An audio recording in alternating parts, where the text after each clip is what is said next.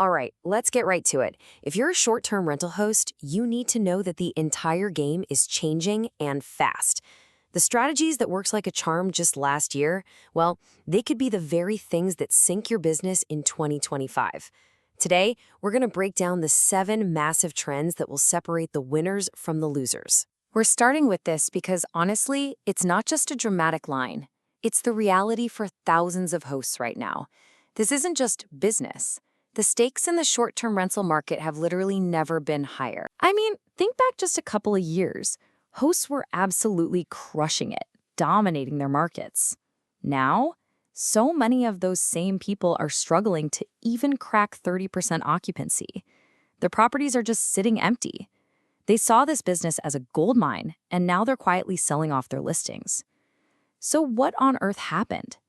The short answer is everything. Make no mistake about it. The old playbook is completely broken. It just doesn't work anymore. So in this explainer, we're going to tear down the seismic shifts that are crushing unprepared hosts. And more importantly, we'll reveal the brand new playbook that the winners are already using to absolutely thrive. First up, the STR graveyard. This is all about what might be the single biggest threat to your business right now, and that's the absolute tidal wave of new regulations coming your way. So what's this number? 328. That is the number of bills related to short-term rentals that states are thinking about for 2025. This isn't some far-off, maybe someday problem. The regulation tsunami is here, and it's happening now. So what are the smart hosts, the winners, doing about it? They're not sitting around waiting for a letter from the city. No way. They're getting way out ahead of it.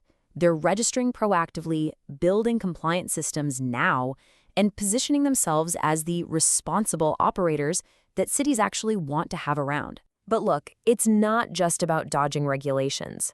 The guests themselves have changed, big time. Their expectations have gone through the roof, and that's created an entirely new playbook for what it takes to succeed. The split is just so clear now. Generic properties are dead. I mean it. The days where you could get away with a cookie-cutter condo and some basic amenities are long gone. What's winning bookings now? It's unique experiences.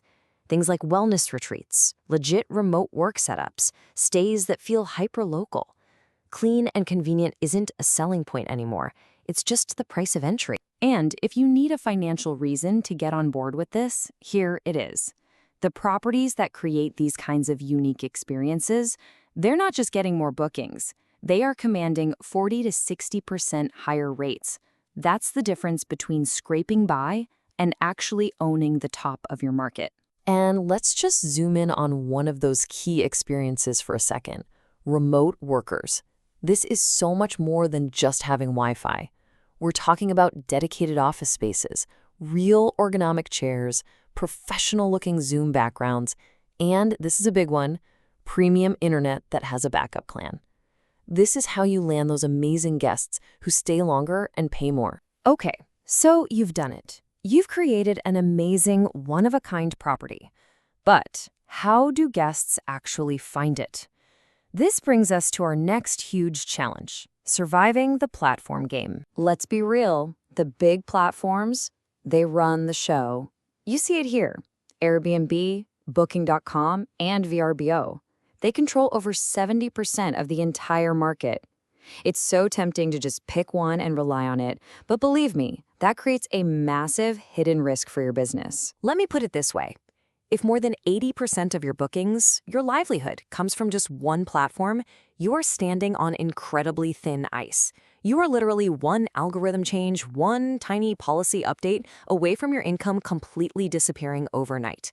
Diversifying isn't just a good idea, it's essential for survival. So, getting bookings is one thing, but getting the right bookings at the right price?